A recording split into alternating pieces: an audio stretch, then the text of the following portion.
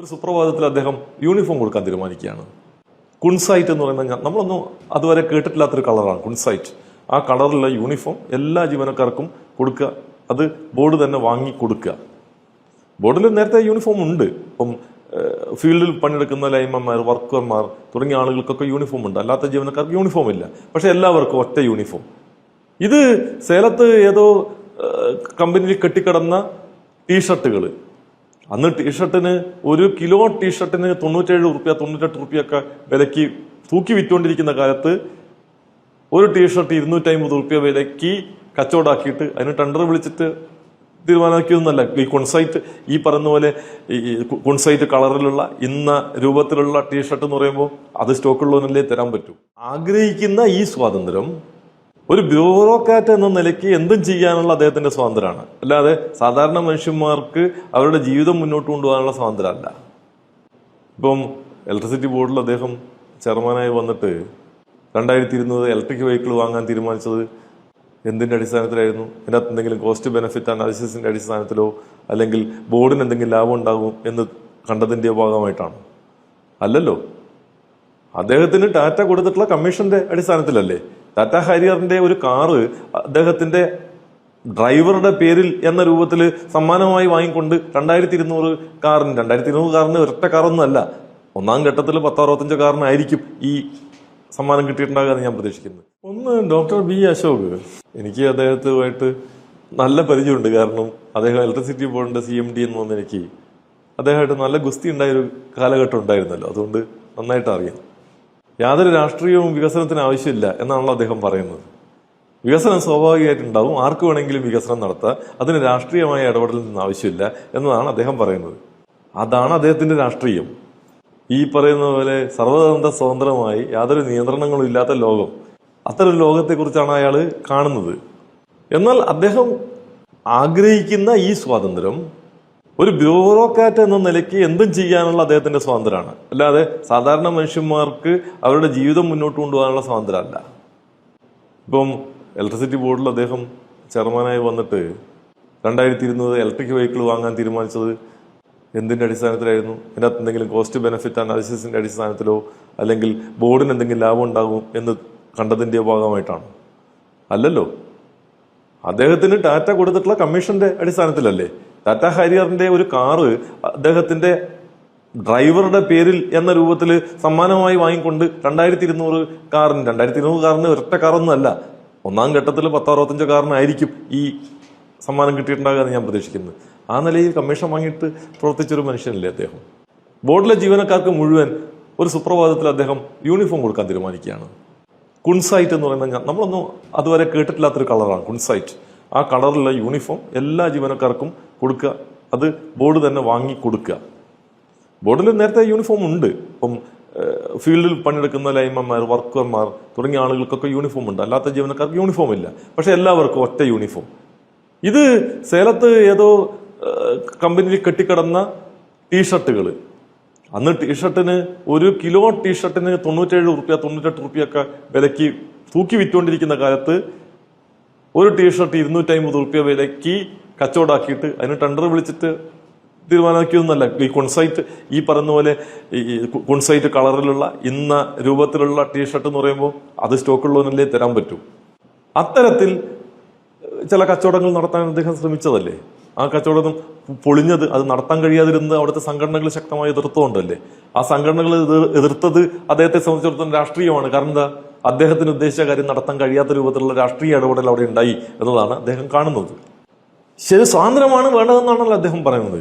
മാതൃഭൂമി ചാനലിൽ 2022 മാർച്ച് മാസം 28-29 തീയതികൾ നടന്ന ദേശീയ പണിമുടക്ക് സംബന്ധിച്ചൊരു ചർച്ചയിൽ പങ്കെടുത്തതിനാണല്ലോ അദ്ദേഹം എനിക്ക് മെമ്മോ ഓഫ് ചാർജസ് എന്റെ പേരിൽ നടപടിയെടുക്കാൻ തീരുമാനിക്കുകയും ചെയ്യുന്ന ഒരു ഘടകം.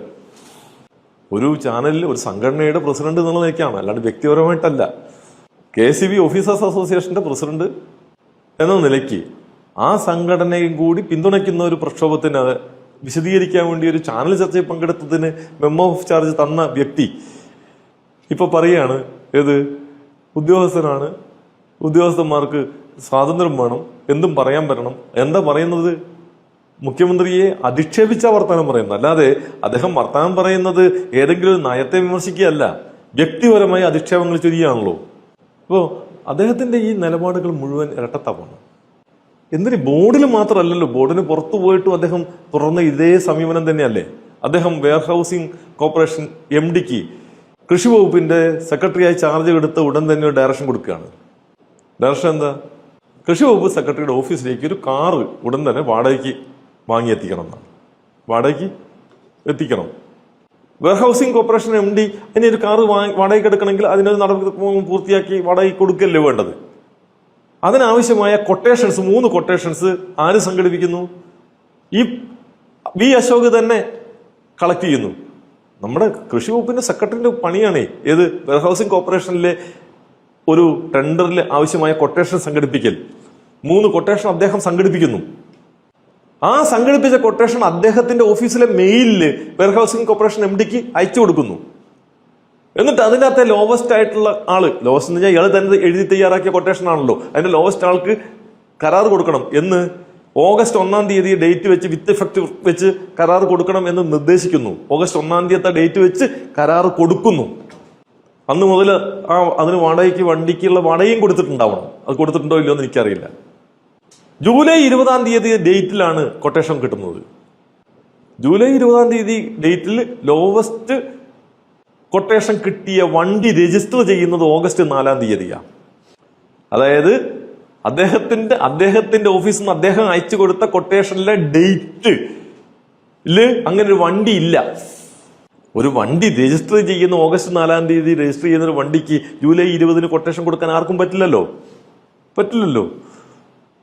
അപ്പോ ആ കൊട്ടേഷൻ എവിടെ നിന്നുണ്ടായതാ? ഫാബ്രിക്കേറ്റ് ചെയ്ത കൊട്ടേഷൻ അല്ലേ.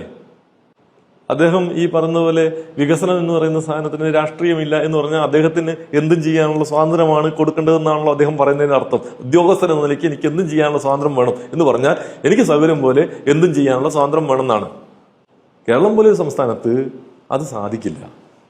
വികസനത്തിന്റെ നയം തീരുമാനിക്കുന്നത് അതിനൊരു രാഷ്ട്രീയത്തിന്റെ അടിസ്ഥാനത്തിലാണ്. വികസനം എന്ന് പറയുന്നത് ഈ സാമ്പത്തിക വളർച്ച മാത്രമല്ല. വികസനം ഉണ്ടാകുന്ന സാമ്പത്തിക വളർച്ച സമൂഹത്തിലെ സാധാരണ മനുഷ്യന്മാരുടെ ജീവിതത്തെ എങ്ങനെയാണ് ബാധിക്കുന്നത് എന്നത് വളരെ പ്രധാനപ്പെട്ടതാണ്. വികസനം ഇപ്പം നാഷണൽ ഹൈവേ ഉണ്ടാക്കുന്നു, അല്ലെങ്കിൽ ജലപാത ഉണ്ടാക്കുന്നു, അല്ലെങ്കിൽ മലയോര ഹൈവേ ഉണ്ടാക്കുന്നു, വിമാനത്താവളം ഉണ്ടാക്കുന്നു എന്നതൊക്കെ പോലെ തന്നെ പ്രധാനപ്പെട്ടതാണ് കർഷക തൊഴിലാളി പെൻഷൻ കൊടുക്കുന്നതും, അതുപോലെ തന്നെ സ്ത്രീകളുടെ പെൻഷൻ ഏർപ്പെടുത്തുന്നതും, നാട്ടിലെ അംഗനവാടികൾ മെച്ചപ്പെടുത്തുന്നതും, ആശുപത്രികൾ മെച്ചപ്പെടുത്തുന്നതും, സ്കൂളുകൾ മെച്ചപ്പെടുത്തുന്നതും ഒക്കെ ഇതൊക്കെ കൂടി ചേർന്ന അതാണ് വികസനം.